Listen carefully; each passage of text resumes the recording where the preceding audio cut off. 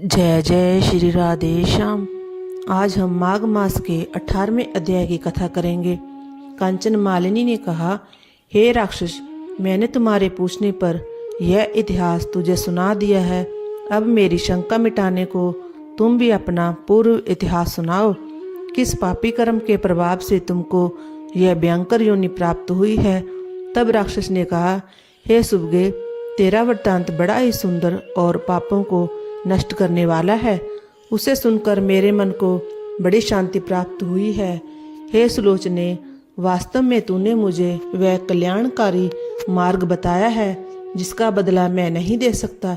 निश्चय ही तू मेरा उद्धार करने को जन्मी है। मैं तुमसे कुछ भी नहीं छिपाऊंगा और अपने दुष्कर्मों को बताता हूँ। हे भद्रे, प्राचीन काल में मैं काशी नाम पवित्र नगरी में रहने वाला एक ब्राह्मण था।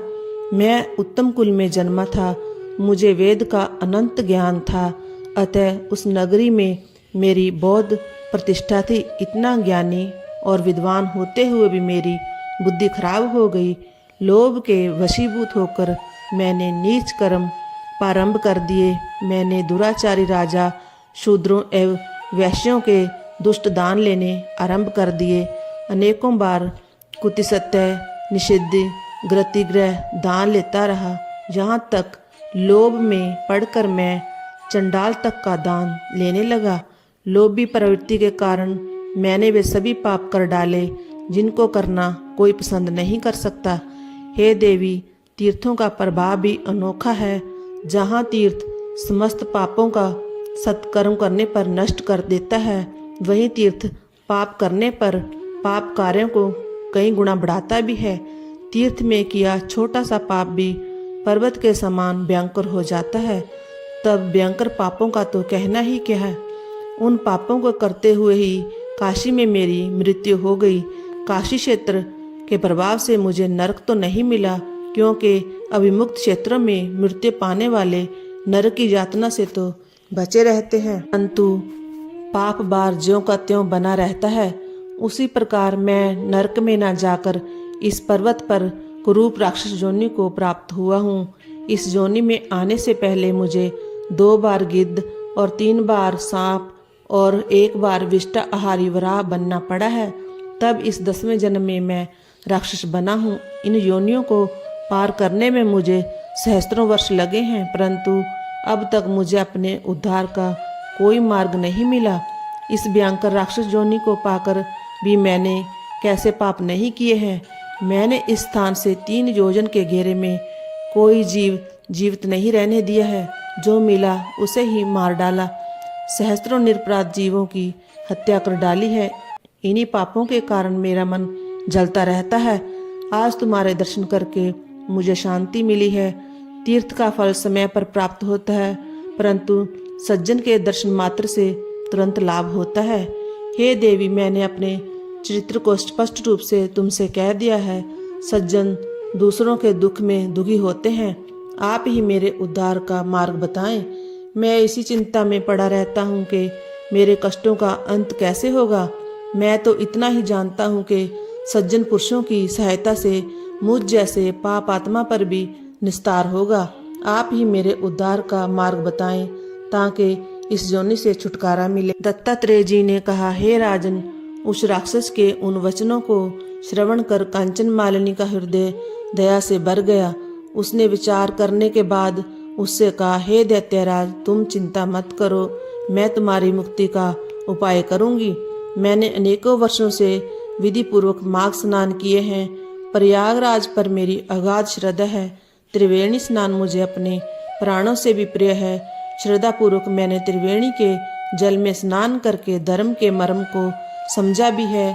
विद्वान धर्म को गुप्त रखने को कहते हैं और वैदिक दुखी जनों को दान देने की प्रशंसा करते हैं। हे भद्र, जिस प्रकार समुद्र में होने वाली वर्षा का कोई महत्व नहीं होता, उसी प्रकार धर्म संचित करने का भी महत्व नहीं है।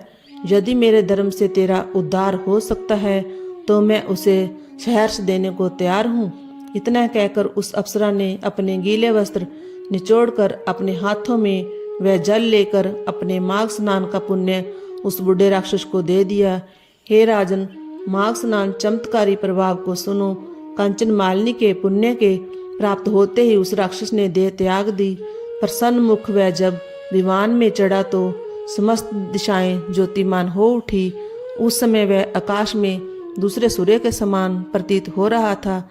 तब उसने कंचन मालिनी की प्रशंसा करते हुए कहा, हे भद्रे, मेरे पापों का कोई प्रायश्चित था या नहीं यह तो प्रभु ही समझ सकते हैं, परंतु आपने पुण्य प्रदान करके मेरी गति बना दी है। अब आप कृपा करके मुझे नीति युक्त उपदेश प्रदान करें ताकि मैं भविष्य में भी पापों से मुक्त रह सकूं। उसके इन वचनों को सुनकर कंचन मालिनी ने कहा, संसार में धर्म श्रेष्ठ है, अहिंसा श्रेष्ठ धर्म है। साधु संतों की सेवा, सज्जन समागम, कामदेव का हनन, परनिंदा का त्याग, सत्य भाषण और भगवान विष्णु और शंकर की आराधना प्राणी का कल्याण करने वाले हैं।